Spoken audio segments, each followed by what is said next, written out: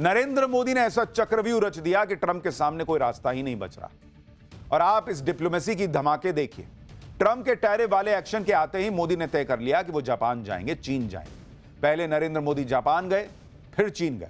Japan जाकर मोदी ने America के एक बड़े पार्टनर को अपने पाले में लाने का काम किया। फिर मोदी चीन जाकर वर्ल्ड ऑर्डर बदलने में लगे। चीन में मोदी जिनपिंग पुतिन की तस्वीर ही देखकर ट्रंप हताश हुए और उसी से पता चलता है कि वर्ल्ड ऑर्डर अब बदल चुका है, क्योंकि ट्रंप ने जो पोस्ट किया उसमें भी इन तीनों की ही फोटो लगाई। उसमें कोई शहबाज शरीफ थोड़ी लगाया जो पीछे वेटर की तरह खड़ा था।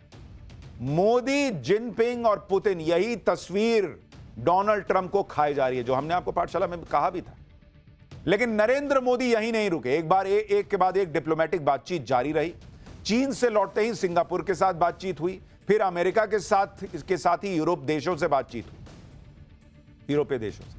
आप यह देखिए कि जिस भारत को ट्रंप यूक्रेन युद्ध का दोषी बता रहे थे, उसी भारत के साथ यूरोप के देश ट्रेड डील करने में लगे, जिसे लेकर कल ही यूरोपीय यूनियन की chief Ursula von der Leyen और यूरोपियन काउंसिल के प्रेसिडेंट एंटोनियो कोस्टा की पीएम मोदी के साथ चर्चा हो चुकी है।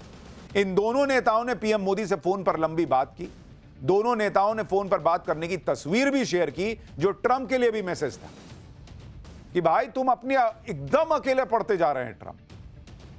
पीएम मोदी ने ट्रंप को मैसेज दे दिया कि अगर वो भारत के लिए अमेरिका के मार्केट बंद करेंगे तो भारत 10 दरवाजे खोल लेगा।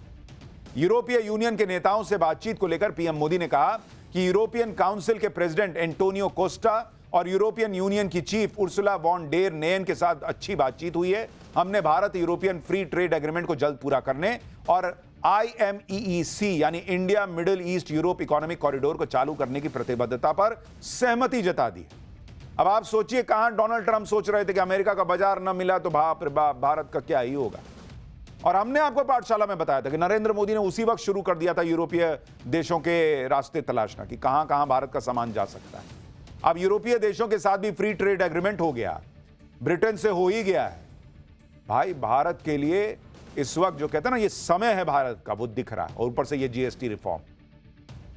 पीएम मोदी ने यूरोपियन यूनियन के इन दोनों नेताओं को भारत EU समिट के लिए आने का न्योता भी दिया। पीएम मोदी की यूरोपियन यूनियन के बड़े नेताओं के साथ यह बातचीत ऐसे वक्त में हुई जब 11 सितंबर को यूरोपियन यूनियन के ट्रेड कमिश्नर भारत आने वाले हैं। उनके इस दौरे में भारत और यूरोपियन यूनियन के बीच फ्री ट्रेड एग्रीमेंट पर मुहर लगाने को लेकर चर्चा होने की उम्मीद है। इसके अलावा UK, UAE, ऑस्ट्रेलिया जैसे देश हैं जिनके साथ भारत फ्री ट्रेड एग्रीमेंट कर चुका है, और कई देश और हैं जो भारत के साथ फ्री ट्रेड एग्रीमेंट करना चाहते हैं। तो ये दिख रहा है ट्रंप को कि भाई मेरी तरह तो कोई पैर पटक नहीं रहा, सब तो लाइन लगा दिए भारत के साथ दोस्ती के लिए। तो भाई अब निराश होकर कह रहा है कि चला गया भारत मेरा दोस्त। ट्रंप को एक झटका नोबेल पुरस्कार पर भी लग रहा है। ट्रंप चाहते थे कि वो यूक्रेन युद्ध रुकवाकर नोबेल शांति पुरस्कार ले ले, लेकिन ट्रंप जो सोच रहे थे उसका उल्टा होता दिख रहा है। रूस यूक्रेन युद्ध रुकवाने की जो कोशिशें हो रही हैं, उनमें कोई ट्रंप को क्रेडिट दे ही नहीं रहा। उल्टे चाहे यूक्रेन हो, चाहे रूस हो, चाहे यूरोप हो, सब कह रहे हैं कि यूक्रेन युद्ध रोकने में भारत और नरेंद्र मोदी का रोल ज्यादा अहम दिख रहा है। पीएम मोदी से फोन पर बातचीत के बाद यूरोपियन काउंसिल के प्रेसिडेंट ने कह दिया कि रूस को युद्ध खत्म करने और शांति की राह पर लाने के लिए भारत की भूमिका महत्वपूर्ण है। वो यूक्रेन के राष्ट्रपति ज़ेलेंस्की के साथ भारत के निरंतर सहयोग का स्वागत करते हैं, क्योंकि यह युद्ध ग्लोबल सिक्योरिटी और आर्थिक स्थिरता के लिए बड़ी चुनौती है और पूरी दुनिया के लिए बड़ा खतरा है। आप सोचिए बॉस, वो ट्रंप का नाम नहीं ले रहे, कह रहे कि भारत ये सब करके दिखा रहा है। यूक्रेन युद्ध को रुकवाने में भारत को अहम किरदार माना जा रहा है, और ये ट्रंप के लिए सबसे बड़ा झटका नहीं है तो क्या है, जो भाई एकदम इधर से उधर बबुआ रहा था कि भाई कोई दे दो, नोबेल पुरस्कार दे दो। युद्ध तो रुका नहीं। पुतिन मोदी के साथ कार में जा रहे हैं, कह रहे हैं ब्रीफ किया है कि भाई क्या हुआ था ट्रंप से बातचीत। बार बार वो फोन कर रहे हैं, बार बार ज़ेलेंस्की फोन कर रहा है। उधर से यूरोपीय यूनियन कह रहा है कि भाई मोदी और इंडिया ही अहम दिख रहे हैं जो युद्ध में कुछ करवा सकते हैं, रुकवा सकते हैं। सोचिए ट्रंप को भाई लो बीपी ना हो जाए। आप ये भी देखिए कि यूरोपियन यूनियन के प्रेसिडेंट का यह बयान पेरिस से आया है, जहां यूक्रेन युद्ध रोकने के लिए सारे नेता बात कर रहे थे। उसी मीटिंग के बीच में यूरोपियन यूनियन की प्रेसिडेंट ने पीएम मोदी को फोन कर दिया। सिर्फ यूरोपियन यूनियन के देश ही नहीं बल्कि खुद यूक्रेन और रूस ये मान चुके हैं कि मोदी ही वो नेता हैं जो इस युद्ध को रोकने में अहम भूमिका निभा सकते हैं। अमेरिका ये नैरेटिव बना रहा था कि यूक्रेन युद्ध असल में पुतिन का नहीं, मोदी का युद्ध है, भारत का युद्ध है। लेकिन पुतिन ने कह दिया था कि भारत तो युद्ध रोकने का काम कर रहा है। हाल ही में पुतिन ने यह कहा कि वो यूक्रेन युद्ध का समाधान निकालने में भारत और चीन की भूमिका और उनके प्रयासों की प्रशंसा करते हैं। ट्रंप के तेवर इसलिए भी नरम पड़ रहे हैं क्योंकि भारत के साथ पूरी दुनिया खड़ी होती जा रही है। भाई को लग गया कि ऐसा ना हो कि नोबेल कहीं मोदी को ना मिल जाए। भारत उस नोबेल के चक्कर में नहीं है भाई ग्लोबल, भारत ग्लोबल की बात कर रहा है, नोबेल की बात नहीं कर रहा है खाली। ट्रंप ने भारत की इकोनॉमी को डेड कहा, भारत पर टैरिफ लगाया, खूब बयानबाजी की। इस पर पुतिन ने ट्रंप को बुरी तरह से हड़का दिया। पुतिन ने दो टूक कह दिया कि कोई भी देश भारत के साथ ऐसे बात नहीं कर सकता जैसे ट्रंप टैरिफ को लेकर करना चाह रहे हैं। पुतिन ने आगे कहा कि ट्रंप भारत को टैरिफ के नाम पर धमकाना बंद कर दें क्योंकि भारत उनकी धमकी से डरने वाला नहीं है। पुतिन ने यह भी कहा कि भारत और चीन दुनिया की शक्तिशाली अर्थव्यवस्थाएं हैं और दोनों देशों की आबादी करीब 150 करोड़ है। दुनिया का कोई भी देश इन्हें सजा देने की बात नहीं कर सकता। यही नहीं, पुतिन ने यह भी कहा कि टैरिफ को लेकर ट्रंप की बयानबाजी अमेरिका की पुरानी सोच को दिखाती है। ट्रंप को समझना होगा कि कॉलोनियल एरा अब खत्म हो चुका है और ट्रंप अपने पार्टनर्स के साथ बात करते समय उस दौर के शब्दों का इस्तेमाल नहीं कर सकते। आगे पुतिन ट्रंप को यह भी नसीहत देते दिखे कि वो टैरिफ और जुर्माने का दबाव डालकर भारत जैसे देशों को झुकाने की कोशिश ना करें, क्योंकि मुश्किल इतिहास का दौर देख चुके देश के नेतृत्व को कमजोर समझने की कोशिश करना बड़ी भूल है। इसीलिए भाई ने लिखा ना कि भारत और रूस दोनों गए, क्योंकि भारत तो सुन नहीं रहा अमेरिका की और रूस भारत की तरफ से सुना दे रहा है कि क्या बोल रहे हो जी तुम। भारत ये सब नहीं सुनेगा। जब से ट्रंप ने भारत पर टैरिफ लगाया है तब से ही अमेरिका में कई एक्सपर्ट ट्रंप को चेता भी रहे कि भाई तुम बहुत बड़ी गलती कर रहे हो भारत से। तब ट्रंप ने किसी की तो सुनी नहीं। उनको तो सनक थी कि भाई मैंने बोल दिया, ऐसा होगा कैसे। आदत नहीं है ना, ज्यादातर देश ऐसे ही लाइन पर थे। वो तो भारत खड़ा हो गया कि अच्छा ऐसा होगा, नहीं चलेगा। तब भाई को धीरे धीरे धीरे समझ में आया कि अरे यार ये तो पूरा गेम पलट दिया नरेंद्र मोदी और भारत ने। उनके करीबी भारत को हर दिन टारगेट करने में लगे हुए थे। जब रिश्ते बहुत बिगड़ गए तब ट्रंप को अब समझ में आया कि ये तो यू टर्न मारने लायक भी रास्ता नहीं दिख रहा, बहुत आगे जाके एकदम एक्सप्रेसवे से मुड़ के आना पड़ेगा। अब अमेरिका में कई एक्सपर्ट कह रहे हैं कि ट्रंप ने बहुत देर कर दी। एक्सपर्ट का मानना है कि ट्रंप अब भारत से रिश्ते सुधार भी लें, लेकिन भारत का विश्वास खो चुके हैं और इसीलिए ट्रंप ने भी लिखा। उनको भी अंदर ही अंदर तो समझ में आ रहा है ना कि मैंने तो जैसे कटप्पा ने बाहुबली को पीछे से मार दिया तो वही हाल कर दिया, एकदम छुरा मार दिया।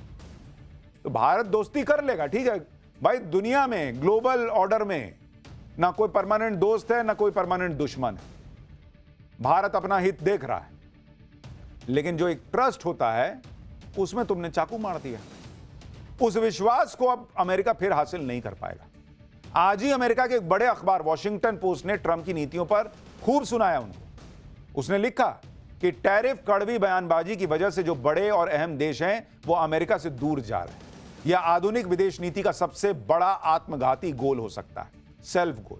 वॉशिंगटन पोस्ट ने कहा कि इस हफ्ते दुनिया में जो हुआ वो ट्रंप की विदेश नीति का फेलियर है। भारत कभी अमेरिका के साथ हुआ करता था, अब वो अमेरिका से दूर जा रहा है। अखबार ने कहा कि ट्रंप को छोटे देशों को डराकर अपनी बात मनवाने में मजा आता है, लेकिन जो बड़े और लोकतांत्रिक देश हैं, जिनका अपना राष्ट्रवाद है, अपना प्राइड है, उनसे डील करना ट्रंप को पसंद नहीं। और भारत इस दुनिया का सबसे बड़ा लोकतंत्र है बॉस। राहुल गांधी भले विदेश में जाके कह दें कि यहां कुछ नहीं बचा, उससे नहीं ना होगा। दुनिया मानती है बॉस कि भारत दुनिया का सबसे बड़ा लोकतंत्र है। वॉशिंगटन पोस्ट लिख रहा है कि भारत का अपना राष्ट्रवाद है, अपना प्राइड है, और नरेंद्र मोदी उस प्राइड को बचाने की लड़ाई लड़ रहे हैं कि कोई भी आके कोहनी मार के चला जाएगा, ऐसा नहीं चलेगा बॉस। हमने आपको 2 दिन पहले ही बताया था कि भारत पर ट्रंप को यू टर्न लेना ही पड़ेगा। आज ले, 2 महीने बाद ले, 6 महीने बाद ले, ये भाई रास्ता बदलेगा, क्योंकि जिस मकसद से ट्रंप भारत से भिड़ रहे थे वो पूरा हुआ ही नहीं। पीएम मोदी ने ट्रंप की हर चाल फेल कर दी। दूसरी तरफ पीएम मोदी ने ट्रंप को ऐसा ट्रेलर दिखाया कि ट्रंप अब सरेंडर मोड में। 2 दिन पहले ही पीएम मोदी ने जीएसटी रिफॉर्म को लेकर बड़ा फैसला लागू कर दिया।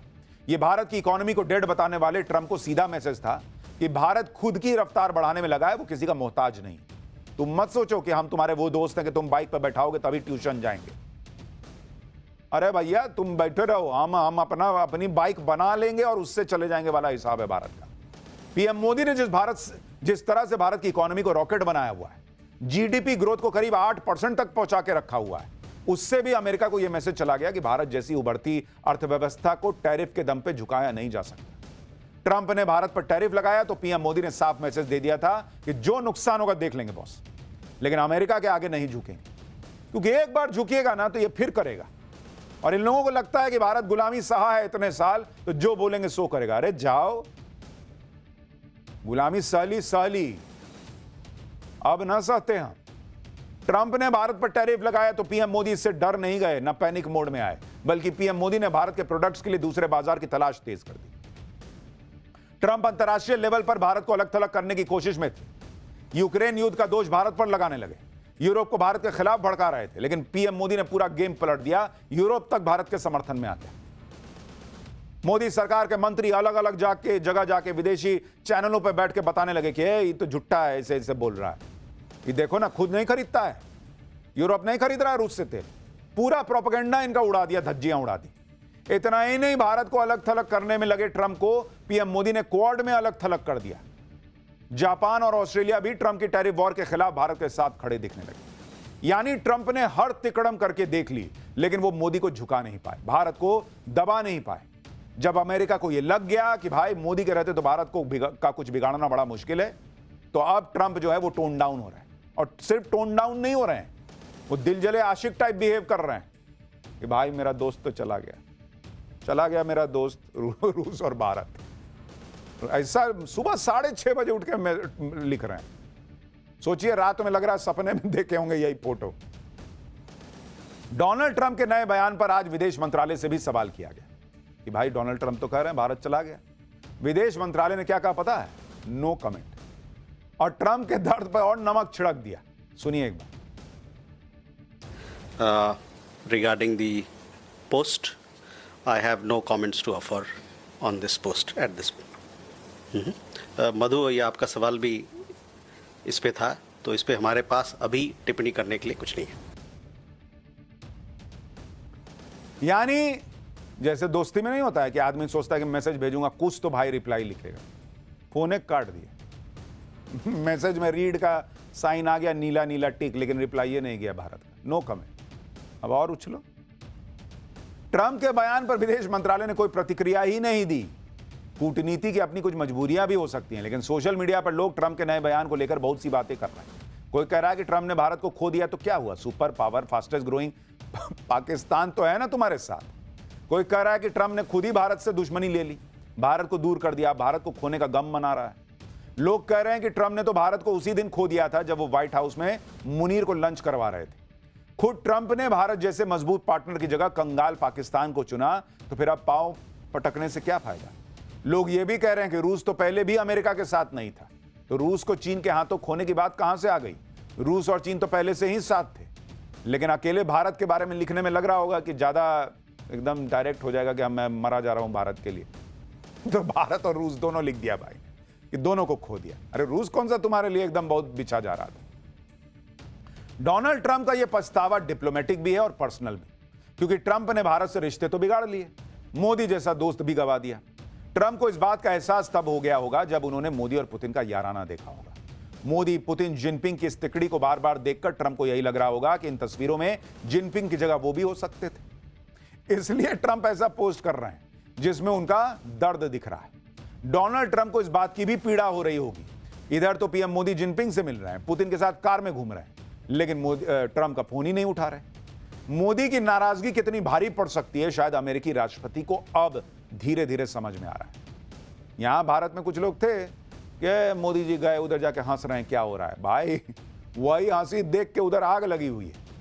ट्रंप ने सोचा था कि वो नरेंद्र मोदी से भिड़ जाएंगे तो फिर अमेरिका के सामने भारत को कौन पूछेगा, लेकिन यहां तो पूरा ग्लोबल ऑर्डर ही नरेंद्र मोदी ने बदल दिया। कोई देश ऐसा नहीं जो भारत से दोस्ती ना करना चाह रहा। तो यहां यूरोपीय यूनियन जो है वो फ्री ट्रेड तक पहुंच गई है बातचीत।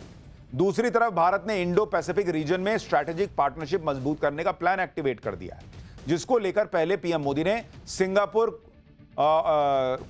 के पीएम से मुलाकात की, जो भारत के दौरे पर आए हैं। पहलगाम आतंकी हमले पर भारत के साथ खड़े होने के लिए उनका आभार जताया और दोनों देशों के बीच 5 बड़ी डील भी हुई। और फिर एनएसए अजीत डोभाल की भी सिंगापुर के पीएम के साथ बैठक हुई। दोनों ने हाल में हुई घटनाओं के बीच इंडो पैसिफिक रीजन में सुरक्षित ट्रेड के उपायों पर चर्चा भी की। अब यह समझना भी जरूरी है कि ट्रंप के टैरिफ वॉर के बीच सिंगापुर के पीएम को भारत का जो ये भारत दौरा है उसको इतना अहम क्यों माना जा रहा है। दरअसल भारत दुनिया की ट्रेड लाइफलाइन मानी जाने वाली मलक्का स्ट्रेट में पेट्रोलिंग की तैयारी पूरी कर चुका है। जो सिंगापुर के पास से गुजरती है। मलक्का स्ट्रेट वो जगह है जहां से दुनिया का करीब 40% कच्चा तेल और कार्गो शिप गुजरते हैं। मलक्का स्ट्रेट हिंद महासागर को प्रशांत महासागर से जोड़ती है। सिंगापुर ने मलक्का स्ट्रेट को लेकर भारत की पहल का खुलकर समर्थन किया है और सिंगापुर ने यह तक कह दिया है कि मलक्का स्ट्रेट में भारत की मौजूदगी पूरे इंडो पैसिफिक रीजन को सुरक्षित रखेगी। सिंगापुर के इस बयान को भारत की बड़ी स्ट्रैटेजिक जीत भी माना जा रहा है। नरेंद्र मोदी तो बाकी देशों से दोस्ती मजबूत करने में लगे। उधर ट्रंप कैसे अपने पुराने और भरोसेमंद दोस्तों से अलग थलग पड़ते जा रहे हैं, उसकी झलक व्हाइट हाउस में हुए डिनर में भी दिखी। ट्रंप ने व्हाइट हाउस में टॉप टेक्नोलॉजी कंपनीज के सीईओ को डिनर पर बुलाया, लेकिन इनमें एक बड़ा नाम गायब था। कभी ट्रंप के बेहद करीबी माने जाने वाले और राष्ट्रपति पद के चुनाव में ट्रंप के लिए खुलकर कैंपेन करने वाले, पानी की तरफ पैसा बहाने वाले एलन मस्क इस डिनर से नदारद रहे। ट्रंप के डिनर में मेटा के मार्क जकरबर्ग, माइक्रोसॉफ्ट के फाउंडर बिल गेट्स और सीईओ सत्या नडेला, एप्पल के टिम कुक और ओपन एआई के सैम ऑल्टमैन जैसे दिग्गज सीईओ शामिल हुए। लेकिन मस्क भाई साहब वहां नहीं गए। मस्क नहीं पहुंचे तो इस पर चर्चा ने जोर पकड़ लिया कि उन्हें ट्रंप ने न्योता ही नहीं दिया क्या, जिसके बाद खुद एलन मस्क ने पहले ही कह दिया था कि उन्हें न्योता मिला है लेकिन वो नहीं जाएंगे, क्योंकि मस्क भी अब शायद समझ चुके हैं कि ट्रंप को दोस्ती नहीं बल्कि अपनी शर्तों पर होने वाली बिजनेस डील के रिलेशन को लेकर ही उनका ध्यान रहता है। टैरिफ वॉर पर अपने ही घर में घिर चुके ट्रंप डिनर में भी यही साबित करने में जुटे रहे कि वो दुनिया के दूसरे देशों से नहीं बल्कि अपने देश की कंपनियों से भी बिजनेस डील करने में जुटे। तो भैया ग्लोबल ऑर्डर तो बदल रहा है, लेकिन भारत इस ग्लोबल ऑर्डर में भी मजबूती से ऊपर जाता दिख रहा है, अपनी शर्तों पर चलता दिख रहा है, प्रगति करता दिख रहा है।